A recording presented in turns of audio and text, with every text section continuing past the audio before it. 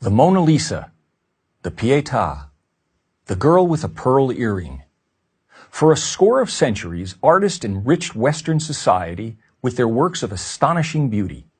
The Night Watch, the Thinker, the Rocky Mountains.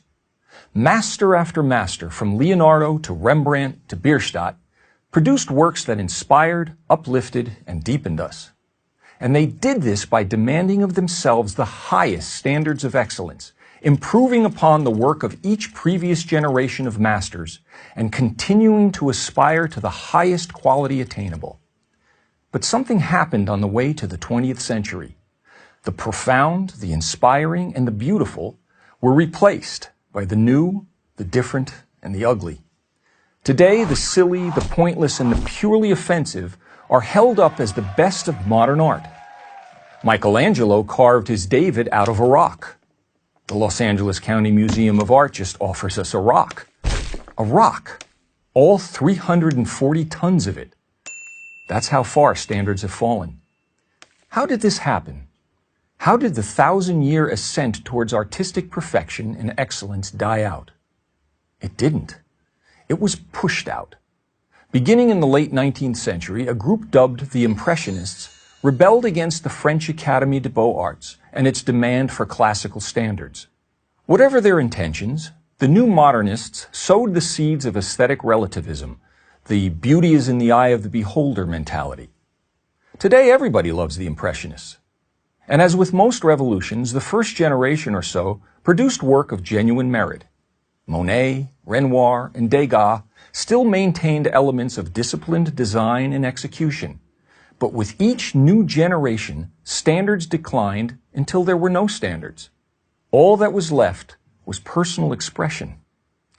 The great art historian Jacob Rosenberg wrote that quality in art is not merely a matter of personal opinion, but to a high degree objectively traceable.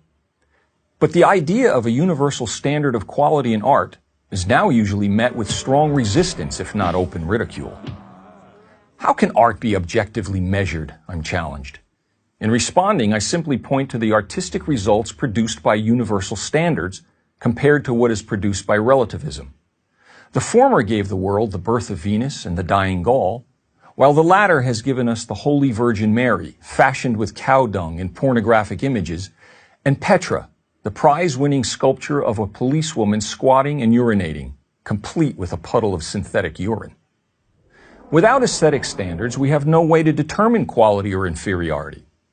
Here's a test I give my graduate students, all talented and well-educated. Please analyze this Jackson Pollock painting and explain why it is good. It is only after they give very eloquent answers that I inform them that the painting is actually a close-up of my studio apron. I don't blame them. I would probably have done the same, since it's nearly impossible to differentiate between the two. And who will determine quality is another challenge I'm given. If we are to be intellectually honest, we all know of situations where professional expertise is acknowledged and depended upon.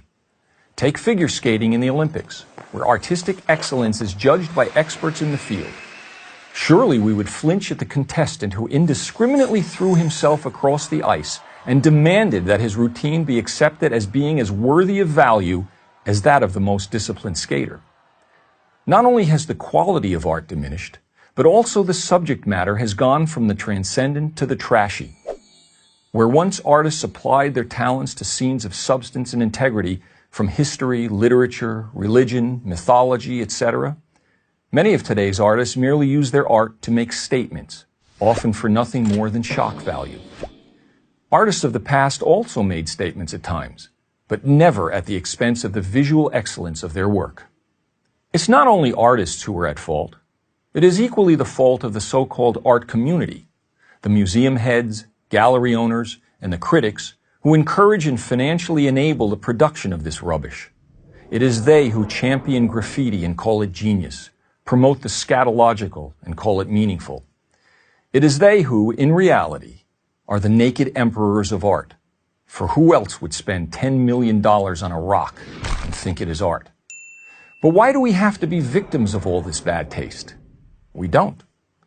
By the art we patronize at museums or purchase at galleries, We can make our opinions not only known but felt.